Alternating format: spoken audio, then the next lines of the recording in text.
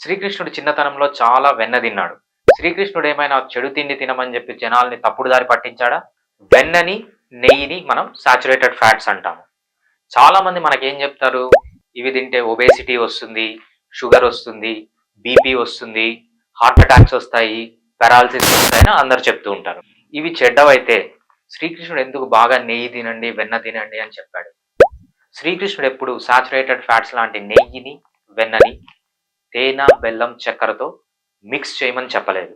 శ్రీకృష్ణుడు ఎప్పుడు saturated fats లాంటి నెయ్యిని, వెన్నని ప్రాసెస్డ్ స్టార్చెస్ లాంటి బియ్యము, గోధుమ, మొక్కజొన్న లాంటి పిండి పదార్థాలతో ఎప్పుడు కలపలేదు. ఎప్పుడైతే మీరు సాచురేటెడ్ ఫ్యాట్ లాంటి నెయ్యిని, వెన్నని పిండి పదార్థాలు లేకపోతే తీపి పదార్థాలతో కలిపి తింటారో అది ఫ్యాట్గా మారి మీ బాడీలో స్టోర్ అవుతుంది.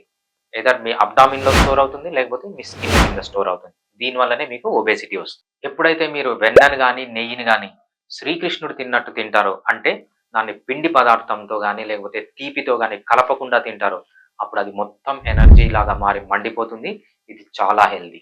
శ్రీకృష్ణుడు ఫైనల్గా భగవద్గీతలో ఏం చెప్పాడంటే, సాచురేటెడ్ ఫ్యాట్స్ని అదేవిధంగా పిండి పదార్థాలు కానీ లేకపోతే తీపి పదార్థాలు కానీ కలపద్దండి. మీరు హెల్దీగా, ఫిట్గా జీవితాంతం ఉండాలనుకుంటే ఈ లివ్ లైక్ అన్ అనిమల్ బుక్ని వెంటనే తీసుకోండి. మీరు వెంటనే బరువు తగ్గి చాలా ఫిట్గా ఉండాలనుకుంటే ఈ ఫిట్ ఇన్ 6 ప్రోగ్రాంలో జాయిన్ అవ్వండి. మీ హెల్త్ గురించి మరిన్ని రహస్యాలు తెలుసుకోవాలంటే వెంటనే హెల్తీ ఫార్మ్ ఫిట్నెస్ని ఫాలో కండి. Healthiform Fitness.